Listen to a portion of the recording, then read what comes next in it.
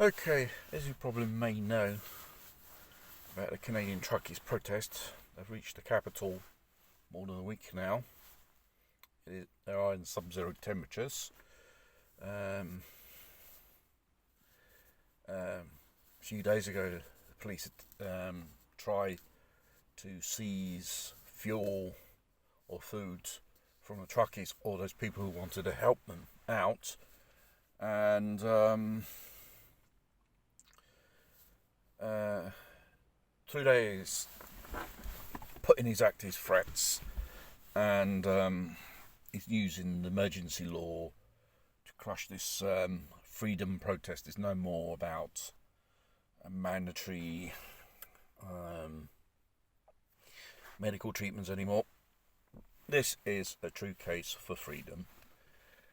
And after this Canadian Prime Minister has insulted most members of Parliament, calling them Nazis and swastika stuff, and most of these people had descendants who fought in the Second World War, who had members of the family as prisoners in these concentration camps during the Second World War. Absolutely insulted them. He never apologised. Now it's threatening them to seize bank accounts of these people who participated in the protest. The other day arrested one of the organisers. She was released with no charges pressed against her, and other police there are attacking protesters without no provocation from them. Protesters themselves. There are people who helped these truckies, locals, that donated something, and they were victims of vicious attacks of certain political extremists who support this tyrant and all that stuff. He has called for a news blackout. He's prohibited to use the word freedom in the Canadian press. And we are arriving to the most ridiculous and the most desperate acts a tyrant in losing control can do.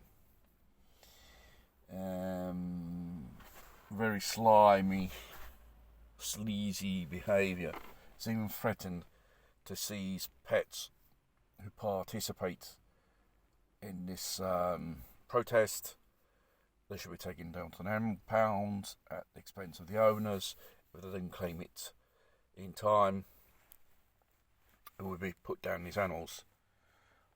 It's a cowardly, desperate act. He doesn't realise he's losing control. These are desperate measures from a madman, basically. And it's not a very good picture or imagine for the country itself.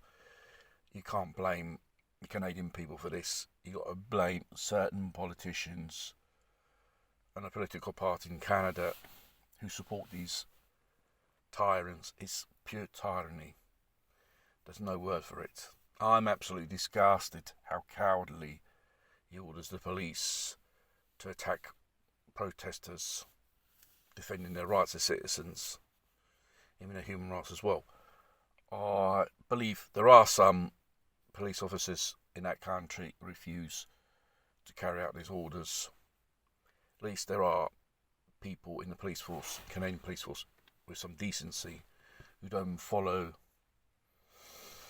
orders from a madman, a tyrant. And this is a test ground. If this type of tyranny could spread in other countries, our governments get the crazy idea and copying the same thing which is happening in Canada.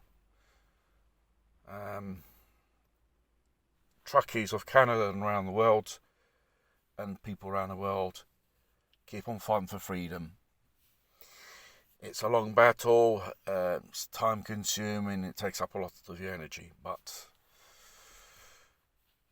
if we are united, strong together, sooner or later we'll be able to defeat these evil